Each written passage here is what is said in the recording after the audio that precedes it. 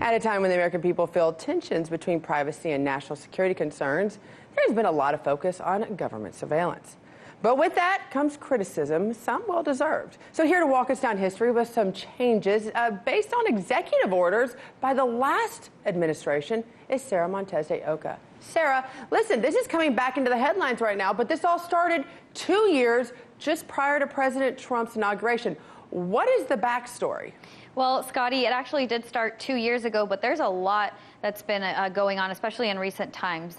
During Obama's last days in office in 2017, his administration finalized rules that allow the National Security Agency, or NSA, to share information from its international surveillance. So what this means is the NSA can easily share private information with the other 16 government agencies. As the New York Times put it, the government claims to be, quote, reducing the risk that the NSA will fail to recognize that a piece of information would be valuable to another agency, but increasing the risk that officials will see private information about innocent people.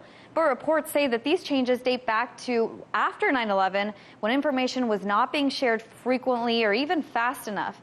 Previously, the NSA filtered information before sharing intercepted communication with other government agencies. Now, this includes the CIA and the FBI.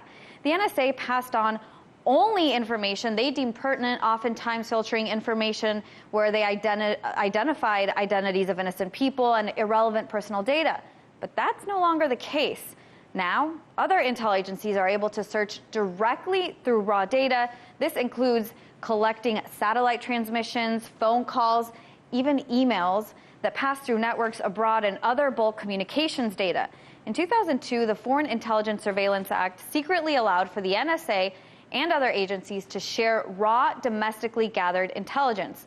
In 2008, the FISA Amendments Act allowed the government to collect data on Americans communicating with non-U.S. citizens outside the country without a warrant.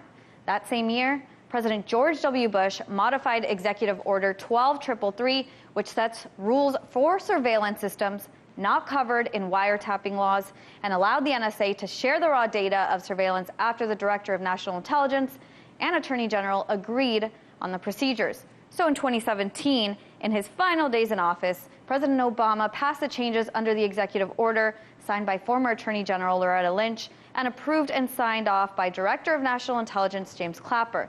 While this helps fight crime on many levels and can really help track down terrorists, it may also create some serious problems. Critics argue this could put people's private information at risk while also making it more difficult to track leaks. And it's not that the agencies will just be able to see whatever they want, but they're able to request, with valid reasons, of course, access to more raw data than they had even before. Thank you, Sara, for that. And valid reasons. Well, that's why I got to bring in Ben Swann right now, because valid reasons can be interpreted so many different ways. Thank you so much for joining us, Ben. I'm not going to be as nice about it as Sara was. I was about to say that was a very diplomatic timeline, very honest, very truth. Yes. But let's actually go into the words of what that is, because that's very scary. I remember when the big brouhaha happened under President Obama, and Republicans, conservatives, they're spying on us. And you had Rand Paul, and everybody came in and said, this has got to stop. So let's talk about just what happened right before President Trump took office. Why would the last administration make these changes with urgency just weeks before Trump was sworn in? Well, that's a question that I think is going to have to be answered at some point, because look, if Clapper, James Clapper, and Loretta Lynch want to claim, oh, this was vitally important to the nation's security, President Obama was in office for 8 years, and during those 8 years, they never did this. They never took these steps to expand the sharing of information between these agencies, moving it from, 3 agencies to over 20 agencies. What's nonsensical about this is to wait until you are literally days away from the inauguration. This happened within just a couple of weeks. In fact, one of the memos, and this all came to light through a Freedom of Information request that was made by the American Center for Law and Justice. And what they found with some of the documents that were turned over from that FOIA request is that the demand was essentially to get this done before the inauguration could take place. And one of those emails says, we can get it done within a week. easily within the timeline of getting it done before the inauguration. So if this is about national security, then answer this question, Obama administration. Why did you feel it was not important to secure the nation during the 8 years that you were in office? If it's not about national security, what is it actually about? Ben, you bring up an excellent point. It's the timing of all of it that makes it the most suspicious, not to mention we're talking about actual spying on citizens and someone who actually was elected as president and what happened. So is this about covering the sins from the past, or is it possibly about sins of the future? Well, I suspect, and what a lot of those who are looking at this suspect happened here, is that this is all tied back into the Christopher Steele dossier Russia investigation. What it really comes down to is by allowing this executive order to take place, the Obama administration said, essentially, unfiltered, raw intelligence, okay, can be shared among all these agencies. Raw classified materials can be shared among these agencies. What does that mean, Scottie? Raw. It simply means it's unvetted. That information that has not been vetted as accurate or truthful can now be shared with all these different agencies within the U.S. government. And that's significant because if you're trying to hide where all these leaks have come from, if you're trying to hide where all these claims of this Russia conspiracy came from, because we know it goes back to James Brennan and James Clapper, John Brennan, excuse me, and James Clapper. We know it goes back to them. But if you're trying to hide that, you share it and you spread it among as many agencies as possible so that suddenly it's very difficult to trace where exactly that leak came from, because that same raw, classified but not verified material has now been shared within all these different departments. And I think that's really what they were trying to do here, because had Hillary Clinton become president, this wouldn't have been necessary at all. And when they saw that she wasn't elected, they suddenly turned up the speed and the heat to say, well, we've got to get this done immediately.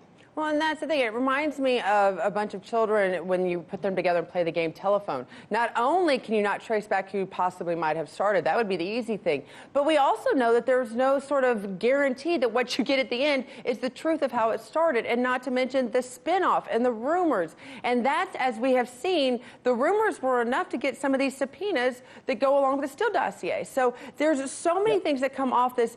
Moving forward, though, does this not confirm, and I hate to use this word, I very rarely talk about it because you hear a lot about conspiracy theories, but does this not show that there was a deep state or there was some sort of organized activity amongst these intelligence agencies to cover up the past and possibly go against the current administration?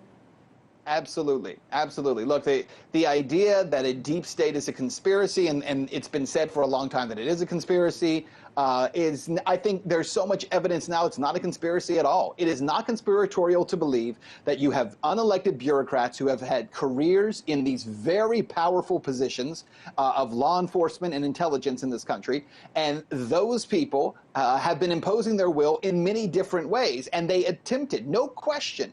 You don't have to be a Trump fan, love him, hate him, doesn't matter. There is no question that that apparatus attempted to block his presidency and to prevent him from becoming president. They have now tried to cover their tracks in having done so. And I want to correct one other thing. You know, I think Sarah was being very kind when she said this sharing of information will help to prevent terrorist attacks. I don't think it does help to prevent terrorist attacks for a couple of reasons. And number one, if you are trying to really pinpoint, with all the intelligence that comes in, pinpoint the biggest threats, don't you want verifiable information to trickle down?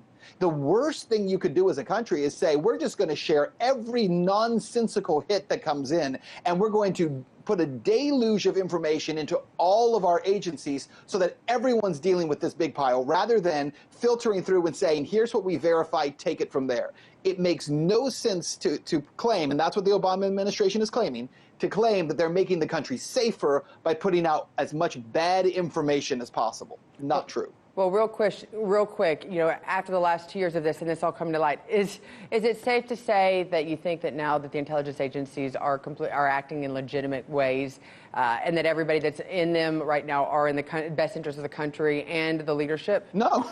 Okay. Right now, not. Just because, you know, it's changed administrations. Absolutely not. And that's No, it never changes. Well, and that's the thing, and maybe that's why we're seeing a lot of these leaks that are coming out from all of the intelligence agencies that you're going, where are you getting from? Half of them are true, half of them are not. That's this right. might be a great explanation why. Thank you so much, Ben, for diving into this with us. Hey YouTube, thanks for checking out our channel. We hope you enjoyed the video. We have tons of content for you just like this. For more of RT America's one-of-a-kind news and analysis, be sure to subscribe and never stop questioning more.